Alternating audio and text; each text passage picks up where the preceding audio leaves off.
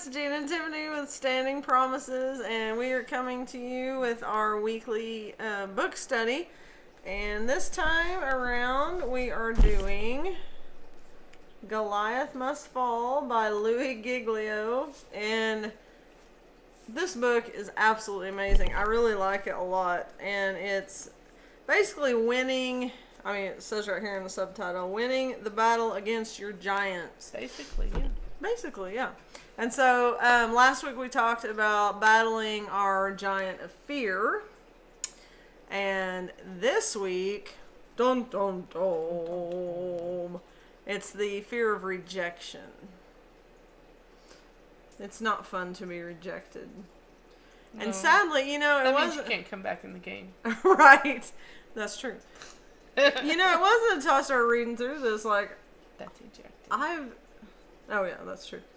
I didn't realize how much rejection I, have faced through the years until he kind of gave some examples, and I was just like, oh yeah.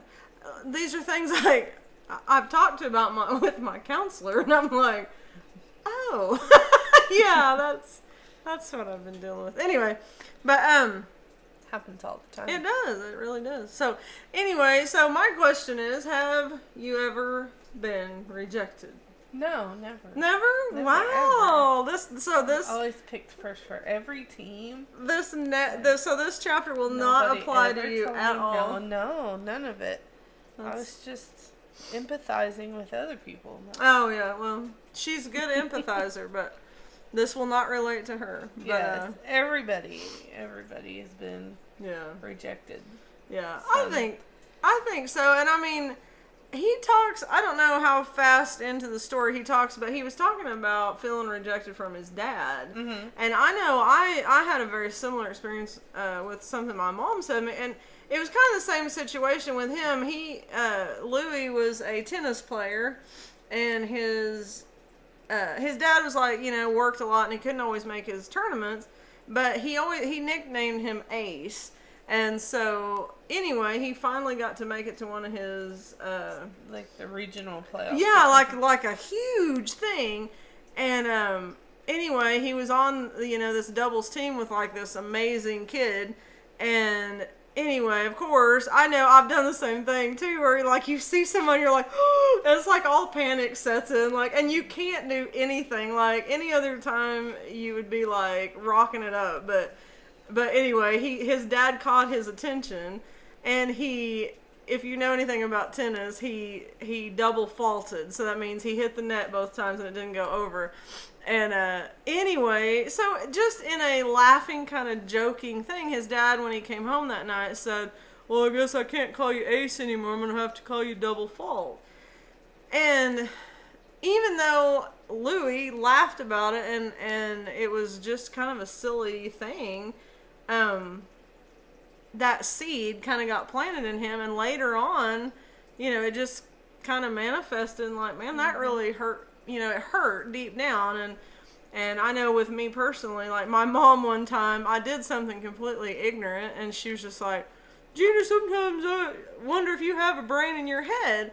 And at the time, no, I didn't take offense to it. I just kind of laughed it off. But as the years have gone on, if someone says something about that I am not intelligent, or even if they've called me stupid or whatever, I am instantly feel attacked by that. I mean, Tiffany knows, she has seen me completely lose myself when those situations have hit. And, I never really thought about it as being a rejection per se, but just knowing that there was a hurt there, But the way he illustrated it, it was okay, that makes a lot of sense why I felt that, why that was such a hardship with me. Yeah, well, he talks about rejection being something that makes you feel like you're missing something, something you need something else to be everything that you could be. And so that is, when we're rejected, we take that as being some kind of flaw within us, that we're not good enough, or we didn't do something enough, or and so it's like what you were just talking about. It can start as something little, and it may not even hurt at the time. You may just, Mm-hmm. but those words stick, Mm-hmm. and then it grows into something else, Yeah. and, I think we've all had that, somebody has said something to us, or, something that at the time wasn't that big a deal, and you're talking about that, and, you've heard my spelling bee story, and, oh, yeah. and I think I was in 5th grade. I mean, 5th grade I can remember, and, I just spent all this time studying all of these giant words for the spelling bee, and my first word that I got was blackbird. Blackbird. And so it threw me off, like, there's got to be some kind of catch. Why is there a trick to this word? Right. And I got that one right. But then to my next word, and I mean, how powerful that you can remember exactly from 5th grade to now that my next word was compound. That was my word. And so I put the U in the wrong spot. Oh. So I think I spelled COUMPOND. And oh, so, yeah. I know, and afterward, my dad was talking about that, and calling it compound, and, and at the time it wasn't really, I mean, yes, I was disappointed because I lost, but that I still remember that, as a, yes, because you're looking forward to, I'm going to win this, and everybody's going to be so proud of me, and then you fall short, and you don't, you don't make it. And so, and I know we've all, even those of us who have children, we're guilty of that too. We say something that isn't really, we're not trying to be hurtful, we're not, but it causes the other person to feel like they're lacking something. Right. And so, those things can start tiny and just grow and grow until it affects us and, it becomes a giant. Well, I thought this was really interesting. Okay, so he's talking about having that seed of rejection. Okay, so this is kind of the rejection I felt like. It can make you feel insecure. You can have insecurities, low self-esteem, low self-worth, inferiority, and even self-hatred. But what I also liked is that the opposite of almost opposite of rejection, like super not feeling accepted enough or not feeling good enough, but he said you can be driven to succeed, like it's almost a sickness, like you have to do these things, or a perfectionist, or winning at all costs, no matter what, what that is, or being an overachiever. So I thought that was interesting. So that you don't ever get rejected again. Right. You make sure that everything is perfect so that there's nothing. Right. But in the long run, you, as being on that flip side, are probably hurting people along the way too. Right. You know what I mean? Right. And, that's the saying of hurt people hurt people. Yeah. That's what he said, rejected people reject people. Right, absolutely. And that's true. When you're carrying around that you feel like you don't measure up, then you're going to make sure you find something in everyone else that shows that they don't either, so that you're not alone in your rejection. Yes. So, yes. And he was talking about, when he was talking about that, he was talking about David, and that's what the story that this book is based around, and how, when he came to the camp to bring the supplies, and he heard, the giant, and he said, I'm going to fight him. His oldest brother was the one really that, was like, why don't you go back to the sheep, and, you're just a shepherd, and put him down, and, just absolutely rejected him. But Louis took it back to years before that, when David was anointed as king. Well, I mean, that would have been typically the oldest, strongest brother would have been the one, and he was overlooked, and he was rejected from that all the way down to the littlest, smallest weakling brother is the one that was chosen by that. So he felt that rejection his whole life. He's still living with, someday my brother will be the king. Right. And it should have been my... Oh, goodbye, light. They run our light. But yeah, he lost that title of king when it should have, I mean, customarily it would have went to the oldest son. I mean, that's kind of back in that tradition. That's what would have happened. So, that's where he was coming from. He right. had been rejected, and so he was passing that feeling hurt. of rejection and hurt onto his brother. Yeah, I thought that was interesting. His name was Eliab, I think so you pronounce it, but that's his older brother. So he was rejected, and he put David down, told him he wasn't good enough. Why don't you go back and herd the sheep, And then it talks about David not only was rejected by Eliab, but then he was rejected by King Saul. Like, he went to King and was like, hey, I got this. Give me, get me out on the front line. I'll take care of Goliath. And the king's like,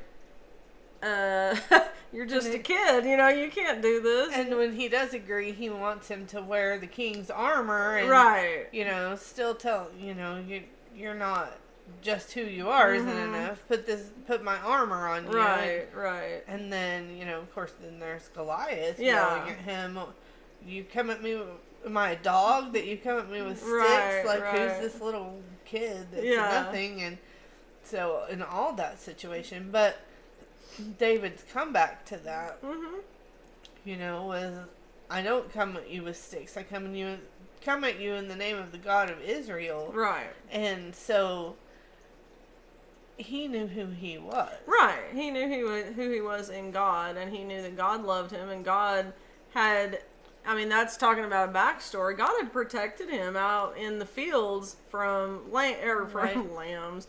From lions and they're from dangerous lambs. They are evil, but he had to fight off these predators, trying to get to his flock. So he already had that kind of, combat and dealing with. I can't even imagine being in a field and a bear or a lion coming running at you. But you'd be like, bye, sheep. I'm out of here. I have more. It's like that saying, like, I don't have to run faster than the bear. I have to run faster than whoever's with me. But he'd already had dealings with fear and conquering that, and he knew God was there with him. He knew, and it goes in the book talking about different psalms that he wrote during the time he was probably out there, and just some of the ones we talk about a lot in church, but the one about, I know you knit me in my mother's womb, and like he had a connection with God, and that's he did. And I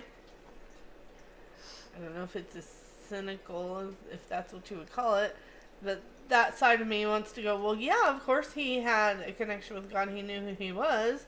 The prophet came and anointed him as king. Right. How could you deny that? Right. But then that's kind of where he goes with the book, is talking about, maybe I haven't been anointed as king, but look what God did for us. He sent Jesus for us, and he goes through some different ways to put that giant of rejection down and take its power away, like we talked about with fear. You take away the giant's power by knowing who God is, and that he is able, and you speak that out. Well, this is talking about, we understand, first of all, that we're a miracle of God's creation. He created us. And so understanding that, he created each of us.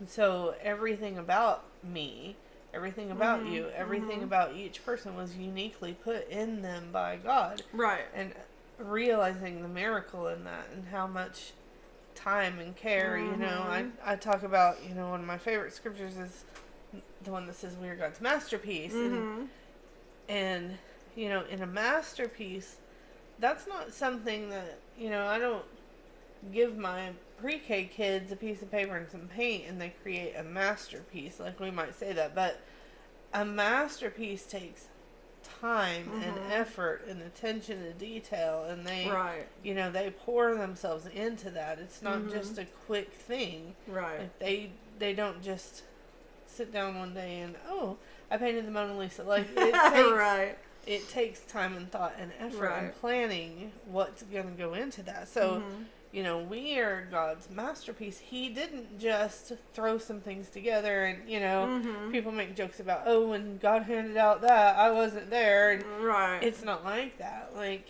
he handpicked everything about you. Yeah, so, absolutely. Knowing that the miracle that God created us, that's one of the first ways to combat that rejection. Like, if you know that, the God of the universe created you on purpose.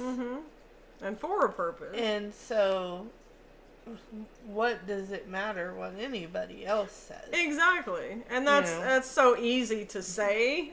It is. But it's so not easy to live out. Because, yes, it's just like I said, somebody's tacky comment or somebody's glare or somebody, it does. It sticks with you and hones in on you, and it's like, it does make you question things or even evaluate your own self and, I don't know, how you deal with stuff and everything else. I'm just looking over my notes here. I think we've kind of touched base on it. It did go in to say that, when God, he talked about rejects. God didn't make rejects, and he was talking about like an assembly line, and like I can just picture this. I'm picturing like Laverne and Shirley, with the pop bottles. Did you remember Was it Laverne and Shirley? Yeah, with the pop bottles in the very beginning of the theme song, and all the pop bottles are like spinning around. But anyway, that's what I pictured. But anyway, so I'm seeing this assembly line. And yeah, so he's like, yeah, this one's perfect, this one's perfect, this one's perfect. Oh, there's a reject, and they toss it out. And God, there's no rejects in God's eyes, and God didn't create rejects. And so, just to know that we were designed, just like you said, with certain gifts, certain talents, and for a purpose. I mean, that's why everybody has different likes and dislikes and personalities. And I mean, that's why we're all so unique and different. Because God needs us all to come together as one and work together and be a team and just be loving and do his work. I mean, that's what ultimately what he's called us to do. So, but it said God doesn't make mistakes. God chose you. He loved you before the world began. God rescued us through Jesus. You've kind of already touched base on this, and that he's proud of us. That's kind of how he ended the last part of the book. But anyway, I don't know. Did you have anything else to touch base on? No. I mean, that was kind of that's where his 4 sections. points that he talked about. You worded it, God is proud of us, but the way he said it in the book was to live from acceptance, not for it. And that's a whole different way of living when, we talked about in our last book study about trying to earn God's love and right. and trying to do enough and be enough and try harder, do more. And, and when you approach God from the perspective that he already accepts you, he already loves you, then you can do things differently. You're not trying to earn his approval. You know who you are, and so then you can do his work in with a different heart behind it. Right. So, yes, I love. He had an illustration, and he was talking about when Jesus was baptized by John the Baptist, and when he came up, that's when heaven opened up, and he said, the voice of God came down over them and said, "This is my son who I am well pleased." And then so Louis went in to say he was well pleased with Jesus, and that was before his ministry started. Right. And that's how God sees us. He's pleased with us from the very beginning. Excuse me. You and I are having issues with our throat tonight. I think it's allergies today. Yeah. But he's pleased with us. He loves us. It's unconditional. When we say unconditional, I mean, humanly, we can say that in relationships and stuff, and I mean, yes, superficially, but truly, God, there is not a condition that he does not love us wholeheartedly. And I don't know. It was just cool to have that illustration. Like, he was well pleased with Jesus from the minute one, and I know he looks at us all the same way. I don't know, that was kind of a refreshing, just, I don't know, illustration on how God sees us and how he is attracted and loves us that way and that strongly. So I don't know. Well, that's, yeah, everything he created, he has always called good or very good. Right. And so, when he creates you, he calls you good. You're not flawed in that creation. We live in a flawed world. We live in a fallen world, but he does not see us as flawed. He created us perfect in his exact design that he had for us. So we're already accepted, and we're already loved, and we're already approved of. So we live from that instead of for that, and I don't know, there's a difference. He talked a little bit about social media, and I'm just thinking about that, and things that we post. And, there are times, I think, for all of us that we're posting something because we want somebody to comment. We want somebody to like it. We want somebody... We have to have that approval. We have to have that approval. Yeah. And, and that's living for approval. Right. You're living from approval, You might, like, a lot of things that I post it because I want that memory to come back, because I don't want to forget. And, when you're posting those sort of things, it's like, it doesn't matter if anybody comments at all. Right. I get to have that memory later, and it's there for me to have.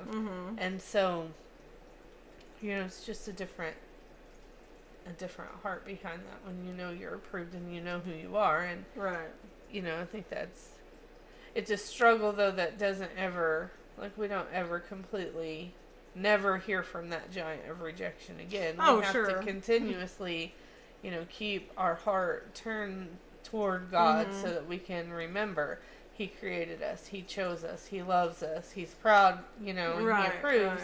We have to remind ourselves of that again and again. So yeah, absolutely.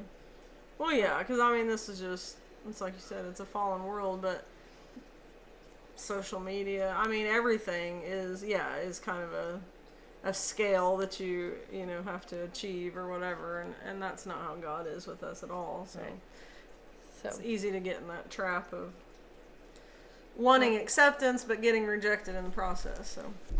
So anyway. He kind of, what he always goes back to, and everything in this book is talking about the biggest key, the biggest tool that we have to fight these giants, the giant of rejection and the giant of fear, both, is worship. And so, he says rejection and worship can't coexist. One has to force the other one out. And so, that is, when we're worshiping, conquering the giant of fear, we're singing worship songs of who God is and what he can do. And, but then also with rejection, we're singing about all these things that God can do, but he can do that for me, and he has done that for me, and he, he cares about me, and he loves me. So, worship combats that and helps conquer that giant. Right. Exactly. Yeah. Anyway, it's chapter 4. Yeah, that was chapter 4. It's good stuff, man. I hope you guys go get this book and read through it yourself. It is a super, super good book. It's got some great information in it, and it's a pretty quick. Yeah, it's a pretty quick read. Pretty quick read. Yeah. The words on the page are pretty big. Yeah, but he illustrates things. He kind of talks about the same concept several times in different illustrations, and so it really kind of gets inside you. And he tells a lot of stories from his own life that help you. You see how it happened in his life, and you can kind of compare that to things in your own life and see where that compares. So absolutely, yeah, it's a good book. Yeah, so go out and get one. And anyway, guys, we thank you for listening. We'll be back with you next week, and I can't remember. Comfort. Complacency. Comfort. Chapter 5. So next week we'll be with chapter 5, okay? We'll see you then. Thanks for listening, guys. Bye.